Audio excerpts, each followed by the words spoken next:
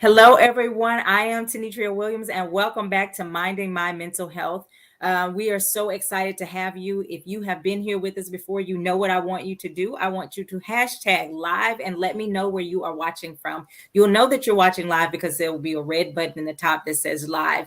Let me know again where you're watching from. I'd like to know the reach of the broadcast. And if you're watching the replay, that's okay. We want you to hashtag replay. Again, let us know where you're watching from. Tag your friends, tag your family, share this to groups you are a part of, share it to your story, because we are here to mind our mental health. So welcome to Minding My Mental Health, our weekly broadcast that's dedicated to tearing down the stigma of mental health treatment in the African American community specifically, and our community at large, and also bringing awareness to our community about mental health issues. My goal is to help us to live a healthy life mentally, and to really be our best selves, right? So again, everybody, thank you for joining us. I'm really excited about my guest today. I'm super excited about our guest today. We are talking about mental health in the health and beauty industry, more so, I guess, the beauty industry, right? The reason this format is set up this way is because I like people to understand that when we're talking mental health, it is not always about someone being quote unquote crazy. It's not about people who are locked up and they're not able to function. We all, in every walk of life, we all have to take care of our mental health. And so I bring people from different professions, different experiences, and we're talking about, hey, this person is very successful, but they still have to mind their mental health. They still have to take care of themselves, establish boundaries, do self-care, all of those things in order to be healthy. And we all face some type of mental health challenge, right? Whether it's stress, anxiety, or something along the way. And we want to figure out ways to do that in a healthy way. So everybody, let's give it up for my amazing guest, Miss Adrienne Tolbert. Thank you so much. Adrienne is the owner and stylist at Adrienne U Salon. And so I'm going to kind of give the mic to her, so to speak, and let her tell you guys about herself, her experience, her training, all of that good stuff. You can throw in some personal stuff in there as well about your kids and anything that you want to share so that we can know who you are and who we're talking to today. First of all, Adrienne's Ultimate You in the house. Woo-woo. So, Adrienne Tolbert here, and I am a stylist, owner. October 22nd will be 30 years, and I'm Wow. just so excited. It doesn't seem like it 30 was years. that long, but it has been 30 years. Well, let's just pause and let people give a shout out to 30 years in any profession, right? But 30 Right. years being a stylist, we know you've seen a lot. So go continue. Shout out to you. Congratulations. Yes. So I am a mother of two. I am in a relationship. God is restoring my marriage with Otis Tolbert. So I'm grateful for that. We've seen some good, some bad, and God has done some great things, even just through the relationship and just being an entrepreneur. God is working that thing out, and it's just amazing how she's asked me to uh, be in this to own what I've been through, and that's what I'm here for today. And so, just being a salon owner, I've encountered a lot of people, some co-workers, and we've all had to gel together. We've learned how to I guess work together in spaces where people come in and out. We have clients that come in and out daily, and they sit with different issues and things. And you Mm-hmm. have to be able to, in this field, you have to be able to handle it, to be able to be there, be present, kind of like a counselor. Yeah, no, it is. I mean, to some degree, right? It may be different training. You're trained with the hair, but people Right, are still coming there and they're not leaving. You have a very captivated audience, right? They're not right. leaving, and they're there oftentimes really probably pouring their heart out to people that sometimes they may know you really well. Sometimes it may be new clients coming in. Right, right. Um, how I do mean, you deal with that people coming in with all kinds of stories, good, bad? I'm sure it's over the weddings, years, funerals, and everything. over the years, I've heard so many stories. And in beauty school, it didn't they didn't equip you for that. You know what I'm saying? We Mhm. didn't learn about that. And so we didn't go into depth about how people would come, just with their issues and just load. And so for years, I know 25 years worth of being a counselor, I was kind of wearing that stuff, wearing it Mm. home, or just taking it and, trying to funnel my way through, not knowing that, hey, you're a mouthpiece, you're sitting behind this chair, and you got to be able to tell people good things, not just off the cuff. You got to be able to help them. I don't want to, Mhm. I didn't know that, hey, they're really listening. They're pouring Yeah. out, as soon as they lay back in the bowl, they're just spilling it, spilling it. And so, I knew that I was able to keep it, but I needed to be able to like put it off. You know what I'm saying? Like I didn't have to wear it home. And Mhm. so two things. Okay. So when they would lay back in the chair, they would just spill it, right?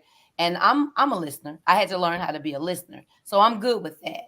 But in my head, I had to be able, like, okay, what do I tell them? This is bigger than Mhm. me. And so, sometimes I would hopefully help them. And then sometimes, hey, I'll get back to you. Then the second thing is at the end of the day, you had to learn how to wash it off. Mhm. You can't wear You that home. couldn't carry You that with gotta you. Yeah. stop it at the door before you go into your family because it would just be so heavy. You know, Yeah. clients come with heavy stuff, and so it took a while for me to learn how to do it, how to take it. And How, when you say wash it off, if we'll have a stylist watching, how can they, what are some practical things they can do to kind of wash it off? okay, so how I would just do it is breathe, like Mhm. Adrian, some of this stuff ain't worth taking in your home. Leave it, drop it at the door. Mhm. Like when I pull up in the garage, let it go. Don't think about what happened today. You know what I Mhm. mean? That's just how I do it. I do it now. Matter of fact, now I sit in the car. When I pull up at my house, I'll sit in the car for about 30, 40 minutes to get myself together. My kids will open the door. You good? You good? Yeah, I'm good. But I'm just trying to like You're deflect. debriefing. Mhm. Yeah, yeah. And so that's how I do it now. Okay. Well, that's good. So what I'm hearing then is if you have one of those stressful jobs where people are constantly telling you all these things, you have to have a way that you separate yourself. And I would say to you and to any stylist or anyone kind of in this role, um, to remember these are not actually your issues. Right, You right, have to go, this doesn't belong to me. right, I can help somebody, but ultimately this doesn't belong to me. And I can't carry that burden with me everywhere I go. I have to be able to say, hey, I did my job, and hopefully I was able to encourage them. Now, do you ever recommend counseling or anything like that to your clients, or do you just kind of have that listening ear?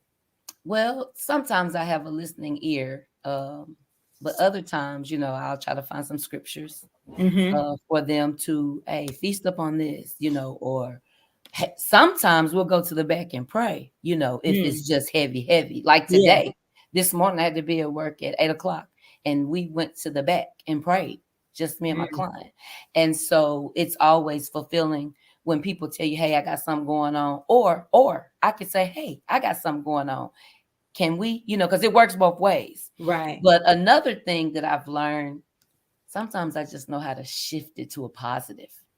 Some Mm-hmm. people don't know how to Yeah. shift it, and you got to turn that thing around and people are able to digest it like, oh, okay, either she doesn't want to hear it or she is really trying to help me focus on the Yeah. positive in it. Yeah. Okay. So now I know working in the beauty industry or working as a stylist, it can be really rewarding, I'm sure, to come in and have somebody who maybe doesn't feel good and they leave with their swag Oh yeah. all the way through the roof and they leave. My baby just got her hair braided Yeah. recently, and you couldn't tell. It really, both girls got their hair braided.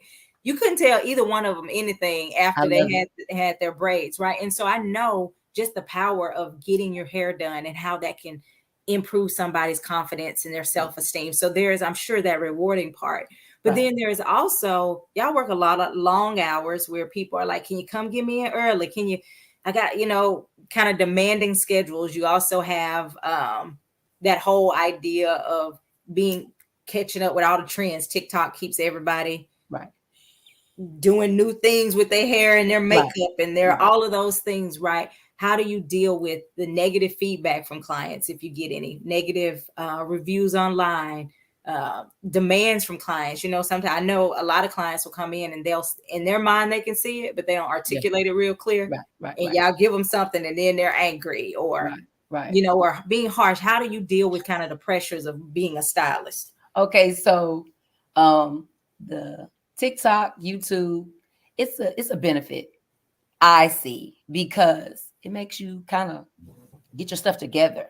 You know what I mean? Okay. And so, when I scroll through TikTok and I see like people doing great things, that make me, hey, I want Let to me get step my on. I game want to up. know how to do it, you know. And there is a side where TikTok and YouTube is teaching outsiders who, haven't gone to school and put in the hours and all that, how to do the hair. So, people come in the shop and they, can you do me like this? Can you do me like that? And hey, you're not able to get that. So, we have to be able to articulate, hey, you can't do that. And sometimes I want it anyway. Hey, we'll do it, but hey, I don't know if it's gonna quite look like that. So yeah, are there some clients that we have high expectations that are, I call them picky? You know what I'm saying? Yeah, we have some. And how do we turn that around? I did my best. Sometimes Mhm. it doesn't happen all the time, but I may give them the brush of the comb to kind of shift it themselves. But to me, if I got a bad review, this is what I say. If we got a bad review, hey, we don't feast on that. We look at Mhm. it and then let's see how we can flip it, see how we can Mhm. turn things around to see, Mhm. and then go tell clients, hey, put some reviews on what you think about Adrienne's Ultimate You. Can you go Mhm. ahead and put it online? So I mean, 1 or 2 reviews. If it happens, it happens. It's just a Yeah. stepping stool, So I So think, you talked about they didn't go to school for it. What is the training to be a stylist? okay, so nowadays, I don't know what it is. When I was in school, it was 1,500 hours. So we had to have 1,500 hours to go and go before the board and you get licensed. And I think I went to school from January to October. And so that was in 93. And so anyway, I went almost every day, and it was Monday through Saturday. And it was so rewarding. And I don't know. I don't know what it is now, but I just love it. I just love being a stylist, and you need to be able to. School is necessary. This I don't want to just stammer, but school is necessary, or just getting a stylist, because now we have braiders that come in the shop and they Mhm. don't go to school, and so I'm saying, braiders who come in the shop with a cosmetologist, learn from them, learn from your Mm. surroundings. Because you have clients that come in, and you got to be able to come in from all walks of life, and you got to Right. be able to handle them. Some are tough, some are picky, some are, just, hey, easy going, but you got to be able to go with the flow. That makes sense. You got to Now, be able now, to go with the flow. Adrienne, when I was a freshman, I think in college, the back part of my hair fell out. I didn't even realize it. One day I'm watching a movie and I happened to rub back and I was like, I'm bald headed in the back. Yeah. I'm tripping and I don't understand. I think maybe it's the water because I went, to a different city and I thought maybe it's the water. I realized it was stress that it caused a Mm, lot of the hair in the back to fall out. So I know stress can show up and cause people to have hair loss. It can show up in their skin. mm. When you can tell that a client is dealing with a lot of stress and it's affecting their hair, do you say, "Hey, this is from stress," or how do you address it when you can recognize that it's stress impacting their I guess overall health Right. and their beauty in that Well, sense? I always tell clients what goes in the body comes out. It's going to show up. So if you're not eating right, if you're not drinking enough water, I mean, it shows up. And so, I have a client right now that has some stress issues, and so I told her, hey, why don't you come to me every week? You know, she was every 2 weeks. Come to me Mhm. every week, and I'm going to give you some scalp treatments. I'm going to give you some hot oil treatments. I'm going to give you some protein treatments until we can get this thing right. And Mhm. so I'm telling her, you know, make sure that you wrap it up, you tie it down at home. Make sure, you know, just let me shampoo it and condition it. You don't do anything, you know. Mhm. Let me do me, you know. And so anyway, after about 2 or 3 months, we can tell a change. And so she's hey, I've told her, you know, go seek some counseling, you know. So she's seeking a counselor at church. And so she's reading the word more, Good. praying more, and then drinking water and eating better. And so all of it's falling in line together. Do you find that other counselor, I'm sorry, other stylists kind of give kind of holistic, hey, you got to watch what you're eating, the stress, or is it more of just use this product? A little bit of both. A Hmm. little bit of both. It just depends on the stylist. You Yeah. know, most of the time I'm kind of like, hey, what's stressing you? Because being with a stylist every week or every 2 weeks, I'm not a stylist, being with a client every week Hmm. that I do or 2 weeks, you can notice a change drastically. Hey, it's a little Mm. dry today. You know, it's a little thin right here. When I'm combing, it's coming out. You know, hey, Yeah. what's going on? What's changing? Just hey, we need to get ahead on that. You know what I'm Yeah. saying? We need to jump on this right now because we don't want it to grow into something bigger. So, um, that's what I do personally. You know, I tell people, hey, do something different to get a different Hmm. result. So let's amp up these conditioning treatments. Let's drink a little bit more water, get a little fruit, vegetables, things like Yeah. that. And let's let that situation, you know, pray about that situation. Now, I know at one point you used to teach. I don't know if you're still teaching at all. I know you used to teach, right? At a beauty Well, college or something. no, I just used to go sit in and talk to them about Oh, okay. the Okay. future. I was thinking you were actually No, teaching no, at you one might be point. speaking something in my life. Yeah. But yeah, no, I just used to go in and visit schools and just talk to them about what's expected. So what advice would you give someone who's not been, I mean, like you said, you're about to celebrate 30 years. So you know something, because not only are you a stylist, you actually own salons, which means you're probably to some degree making sure that other stylists are doing what they're supposed to be doing, at least in your salons, right? Right, right. What feedback would you give them about how to take care of their own mental health and how to set Mm. up structure their business in a way that it doesn't become so overwhelming for them? So an example that I was thinking about for years and years, I didn't know the business side of this. I didn't know Hmm. what all it entailed. And so I wasn't taking care of me, you know, Hmm. and kind of had a fear factor in where I didn't want to, like, I always worked hard and I didn't take off. I didn't Mm. I didn't want to take off because, oh, they might leave. You know what I'm saying? Or they might go somewhere else. Yeah. And because like I had my son in 2011 and it was like I took off for 2 weeks. I had my baby, took off for Oh, 2 weeks, and I wow. lost like 4 clients. And so the fear heightened, right? Mm. And then after a while, I was like, listen, people are going to be people. You can't make them be with you or be in a chair, Right. sit in your chair and come to you. So, hey, you got to get this thing. You got to get a handle on this. So Hmm. anyway, I just made up in my mind, hey, I'm going to look out for me. God got me because I can't just be here all the time. I was there all the time. I mean, can you imagine 20 years, no vacation? You know what I'm saying? And the only vacations were Christmas break or Thanksgiving break, things like that. I didn't make time for me. And Mm. I didn't know that it was so unhealthy. It was so unhealthy. Yeah. So I'm just like, now, Lord, like I've been asking him every quarter, I want to take a break. But just to go back, to be able to take that one vacation, like when I launched out and said, hey, your parents used to take vacations with y'all every year. Hmm. Don't cheat your children. So when I took that first vacation, I was like, we're gonna go to Branson. So we went to Branson one year, right? The next year I was like, we're gonna reach out. We went to Houston. It just started growing, and I was just like, Mhm.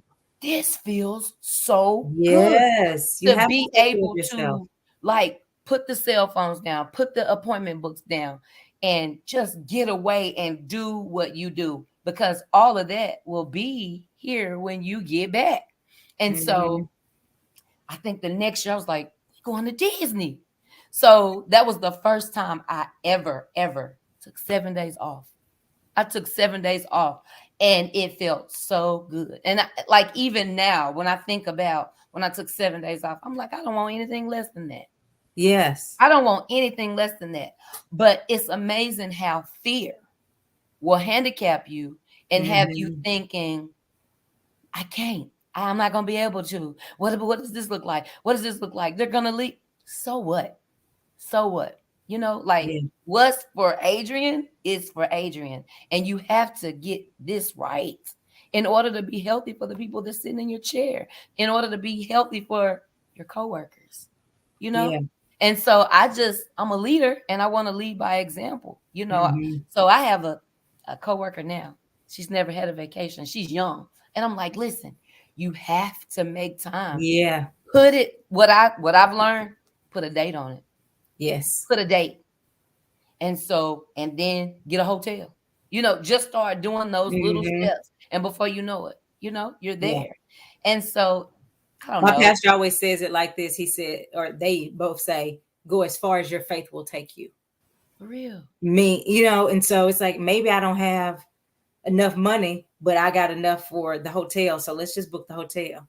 Or Right. maybe I got enough for this. I'm going to do that. And I'm going to keep doing until pretty soon you're like, look, I'm Yeah. walking in the manifestation of Yeah. what I started out saying I wanted. Breaks are needed. I Breaks mean, are because needed. listen, Yes.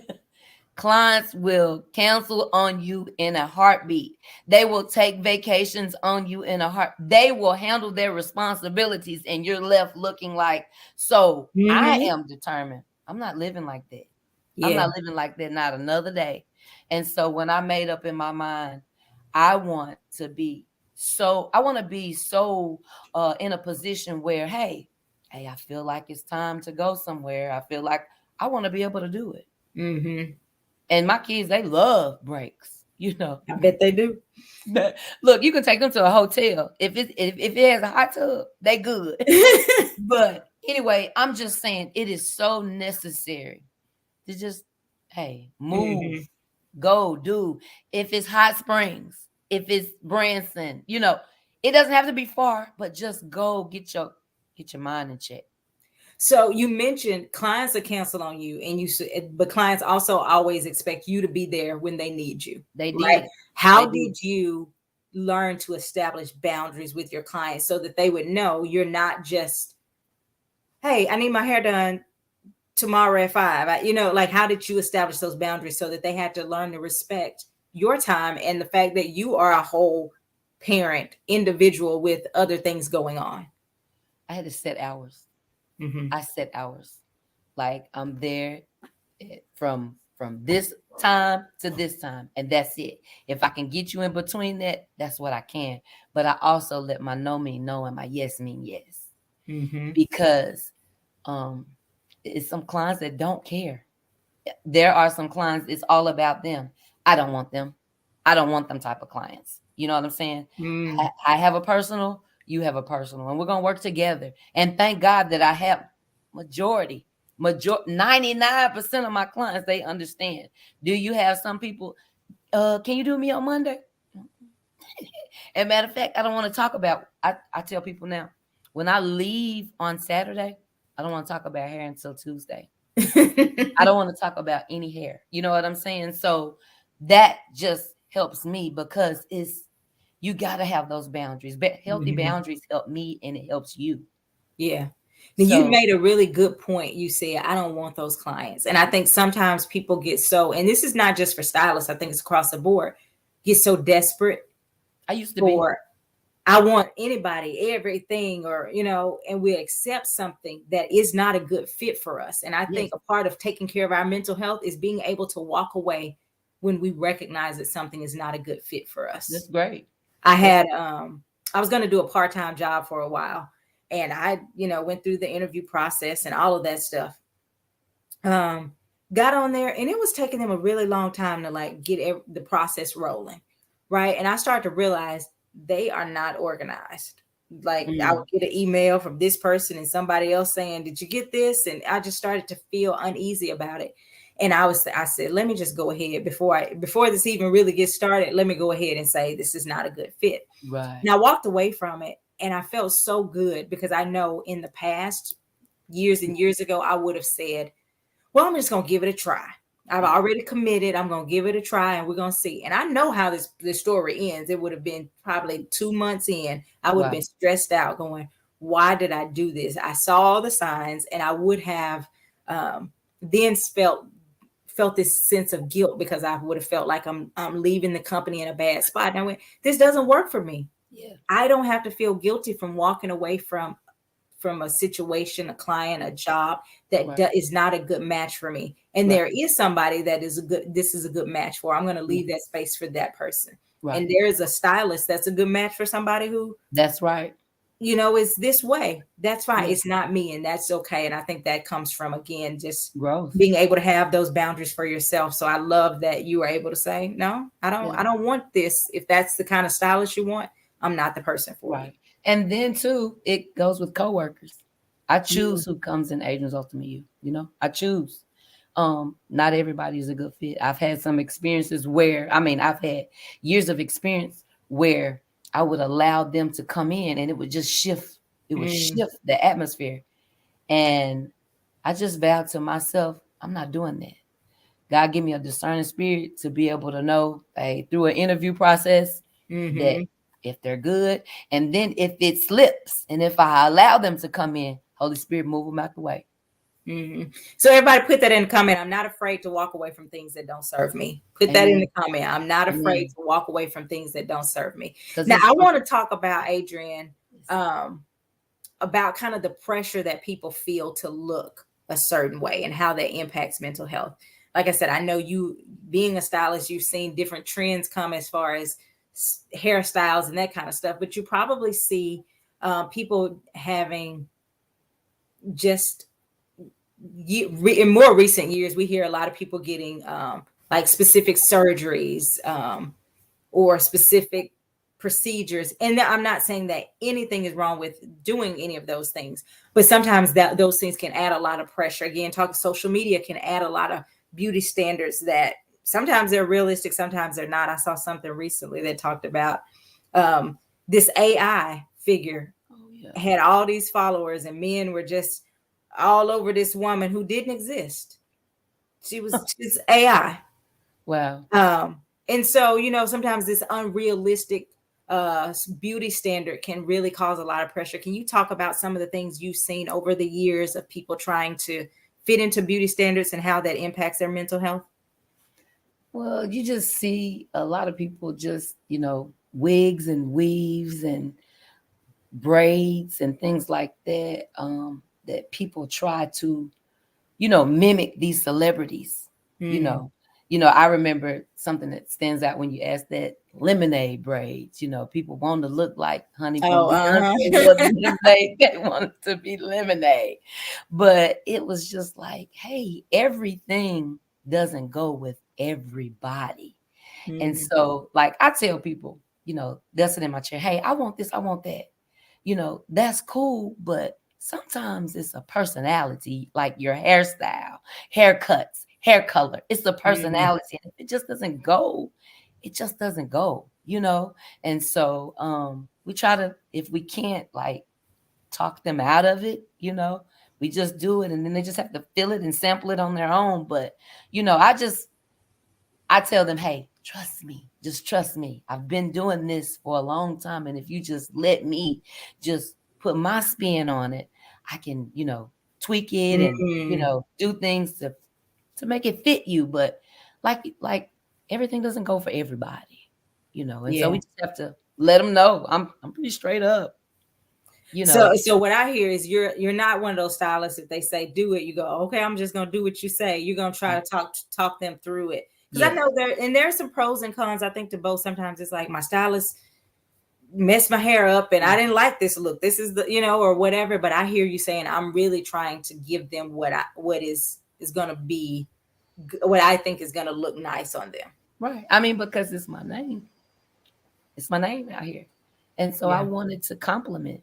I wanted to compliment that person. So, if we need to shift this over to the side, leave this long or cut this or, dumb the color down a little bit, dim it down, then, that's what we have to do.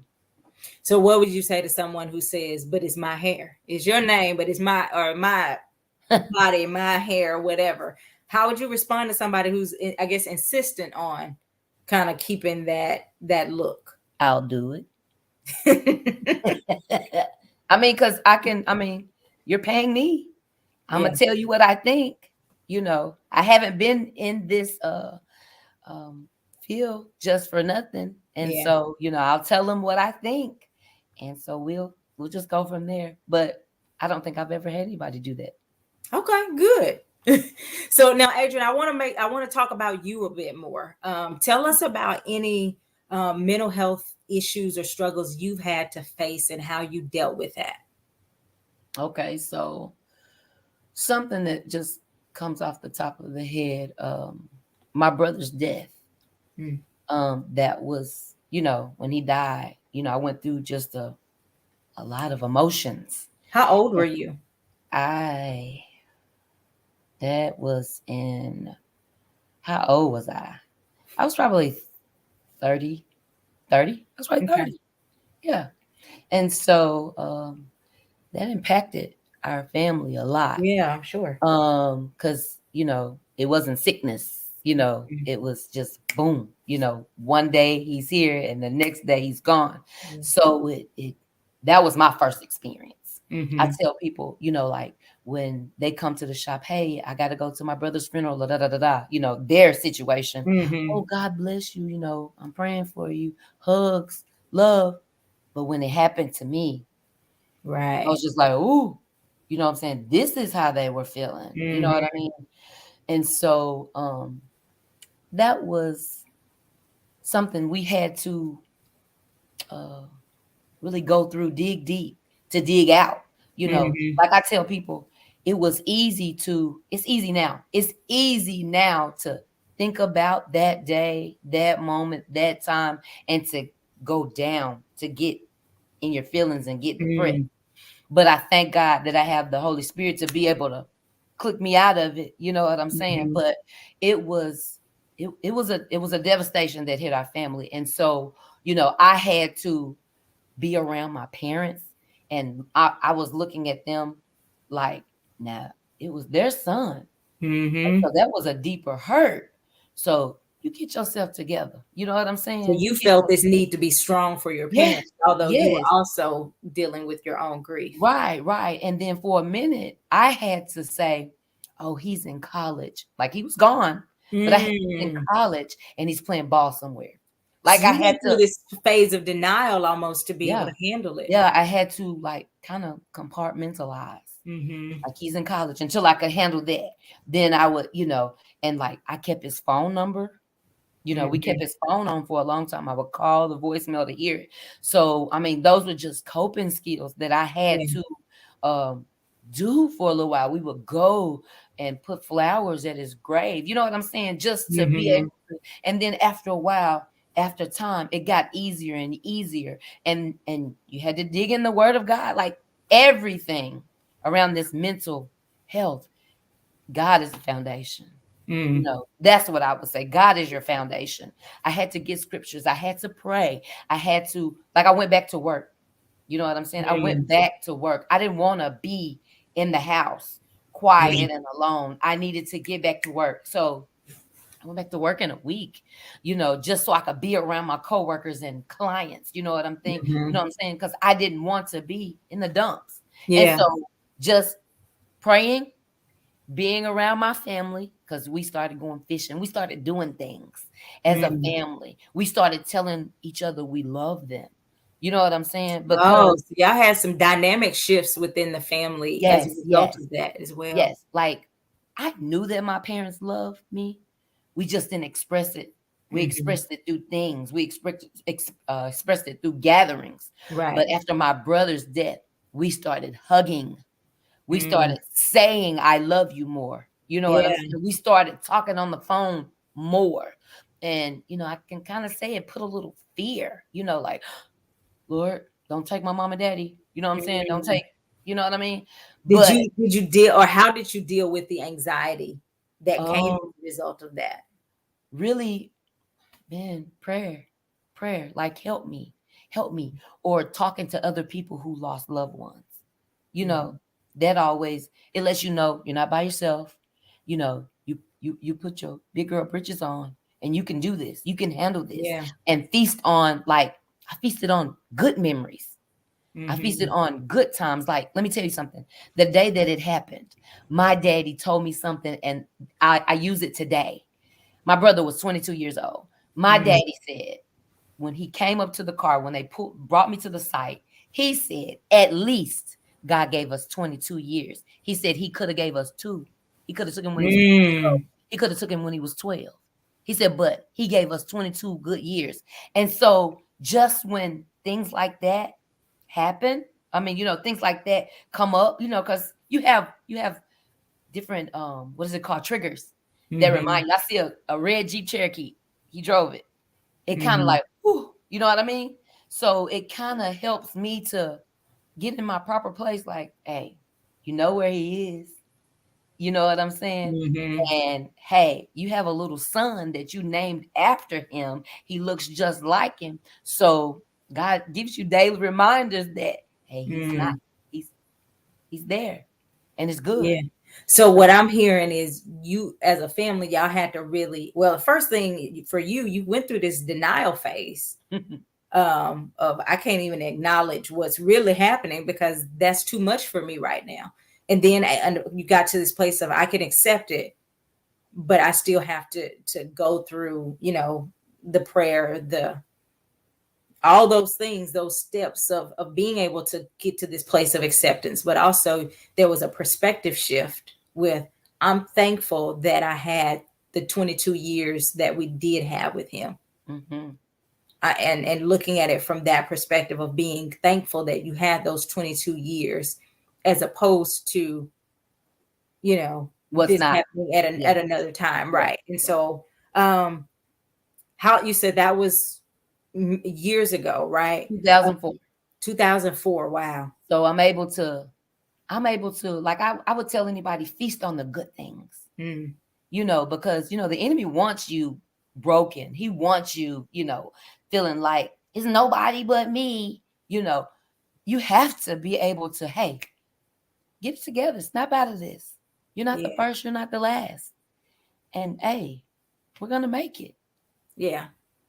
And I think that's the key. And you, like I said, you and your family started making some adjustments. Let's start verbalizing these things. Let's be more affectionate. We know we love each other, but I want you to hear me say those words, and making those adjustments when something tragic happens. Like, hey, yes, this is a tragedy, and you wouldn't wish that on anyone, of Right. course. But as a result, it has happened. We can't undo it, but what we can do is, moving forward, we're going to make some, like I said, make those adjustments Right. so that we can be kind of a stronger unit as we move forward. Right. Right. um so any other times that you felt like you had to really deal with, um like, mental health stuff? And again, mental health is not just major stuff. Sometimes it's relationship Yeah. boundaries with Right. all kinds of things. Any other things that you can think of that you had to? Just divorce, going through Mhm. divorce that felt like death. That Mhm. reminded me of my brother's death. Wow. Because even when going through death or divorce, there's nothing that you gotta own it. You gotta Mhm. sit in it. You can't rush through it. When you rush through it, that's terrible. And so I had to, you know, own it, trust God through the process. Like, I'm a writer. I write. Mhm. So I was journaling, you know what I'm saying? Good. I was able to talk through to my dad as a pastor. Mhm. He was my pastor when I was coming through. Right. to him for that. And I was talking to other counselors, just trying to ease that hurt, ease that pain. It took a little while, but I don't know. It was like, when you got to be determined. You got to be Mhm. determined that I'm not going backwards. I'm going forward. I'm not going to be, like I Mhm. had Aaron. So Aaron was a baby. And so I'm like, I got to be healthy for him. I got to be able to move and shake Mhm. and roll. And I'm not fixing to be, you can't be that. So we had to go. We had to move. We did things together. We did a lot of park activities. I mean, like, I circle my world around my son. Mm. And So you mentioned, I'm coming back to it. You mentioned there is a reconciliation with you and your yes, husband. yes. How are you now? How are you different now than you were before? And um emotionally, how are you showing up this time? Okay, so I'm different because I had to look at me. I had to look at my part. That's A not lot of always times, easy. yeah, a lot of times we want to point the fingers. You know what I'm saying? Hmm. And so I had to look at me, access me, um, ask God to heal me, show me where I need healing, show me my insecurities. Um, like I said, all of it revolved around me doing soul work, you know, Hmm. getting help, getting counsel on how to do things better, what to do different. Hmm. And I'm just showing up. I I put it all on God. You know, Lord, it's in your hand. Let your will be done. If you see fit, you do it. Lord, I trust you. Hmm. So it was like I put it in God's hand, you know? Like, So did God say, you put this in my hands, now let me tell you some stuff I want you to work on? oh yes. and, and Yes. and do you feel Yes. like you've been open to whatever that looks like? That, Oh yes. I mean, and I you think have that's bound the important part, yeah, yeah. You like my yes is yes and my Hmm. no is no. I have boundaries that I have put in place. We're gonna ride with that. We doing things how God would expect us, how God would have us. We're operating as a unit. We make unit decisions for Mm. our family. It's just a lot of things that we don't, you know, the outside ain't coming in. You know what I'm saying? It's just a lot of things that what we did in the immature stages. Right. Hey, we looking to God for Yeah. direction So what now. I hear is, there over the years, I don't know how long it has been or whatever, but over the years there's a maturity that has come, and Right. there has been some healing that has come to establish, okay, Some this is grace, some learning, extended some grace. all of Yes. that. Yeah. Yeah. So, Was there any fear for you stepping oh back yeah. out? Because I think that's one of the, we have Oh yeah. anxiety when, even if it wasn't with this particular person, Yes. it can be fear going back out there. Oh You know, yeah. tell me how you I dealt with that fear. remember I remember the day, and I one day I'll be able to share all of this because it's mind blowing what God can do. Like restoration is mind blowing. And dope.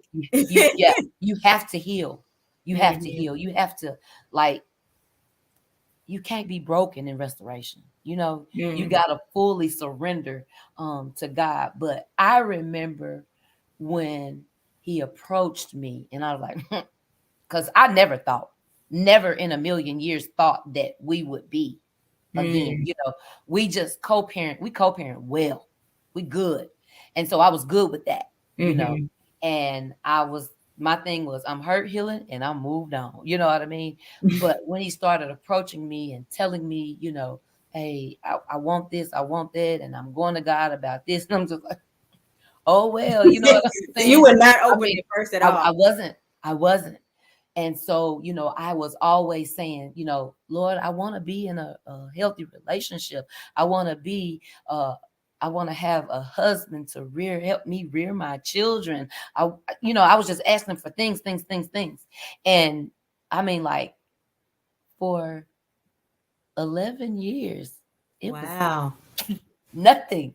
And so just me being straight up, it was like, nobody's wanting to date me. Nobody's attracted to me. Nobody's saying, you're beautiful. So, I mean, that was like, Lord, what's going on? So that was kind of like, Can I pause there and add, yeah, because I know we don't have a lot of time, but I hear a lot of women get real stuck in that place where they don't feel like anybody, at least anybody that they want, but yeah, sometimes it feels like that's right. nobody. That's the part Um, right there.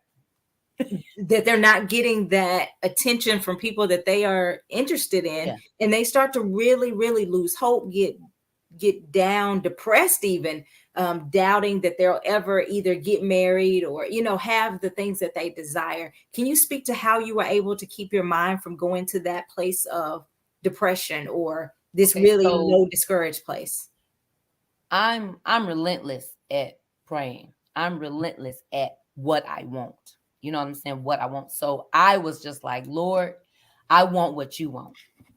And so I would always pray it out, like tell him, Lord, I want a man to do this, this, this, this. Mm-hmm.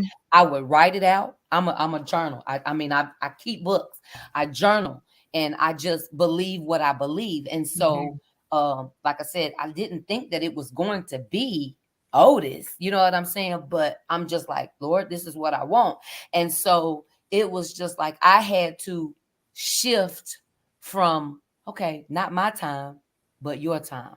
I want what you want when you want it. So Mm-hmm. I'm gonna tell you, I just focused on my business and I focused on my family, my children, my Aaron, and then I adopted, and so I was just making sure they were in good spots. I Mm-hmm. didn't want anything. My prayer was protect us and keep us, and I don't want no riffraff. I don't want no drama. I want peace. I want joy. Mm-hmm. And so it was just some things that, hey, outsiders would try to come, but like you said, I didn't want that. I knew Right. what I wanted. So I stuck and stayed. I stuck and stayed on, hey, this is what I expect. This is what I want, God. And so I just kind of wrapped my world around my church, church family, work, and my children. And we just So rolled it out. what I hear then is I didn't get stuck on focusing on what I didn't have, even though Right, it was something I wanted. I didn't get right. focused on that. I focused on the things that I did have, and I flourished in those areas. Because when you focus on what you want, you'll get, I mean, it don't happen. It doesn't bring it any closer. It doesn't move time. So I just had to, and I say that through an experience. I was wanting a child, wanting a child, wanting a child, wanting a child, doing things, doing things, doing things. But it wasn't until I said, Lord, maybe you don't want me to be a mother. So I'm Mm, gonna surrender to you. I've been keeping everybody else's kids, and I'll just do that. Didn't even know. I was 13 weeks pregnant. You know what I'm saying? mm, The day I learned from that.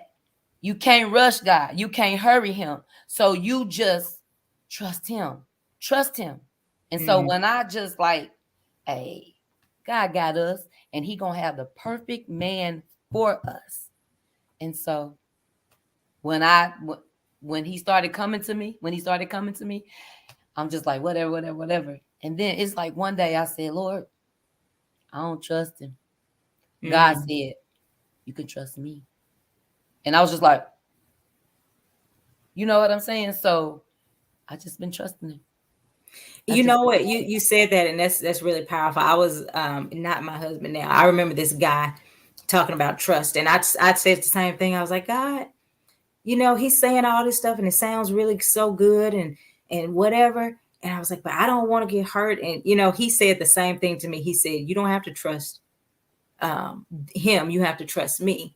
And I'm not saying this is going to be your story. In my trusting him, I trusted him even when that relationship didn't work out with that other mm-hmm, person. I mm-hmm, said, it's a good thing I did put my trust in you, mm-hmm. because then I would have been disappointed if I was Right, trusting somebody else, and I right, trusted God, who, right. really restored, and I have an amazing husband now. Woo, woo. Amen. Um, but again, it was in that trusting God if God says I can trust somebody, I trust them. If God says don't trust them, I don't trust them. It's the trusting God piece that was really important. So I love that.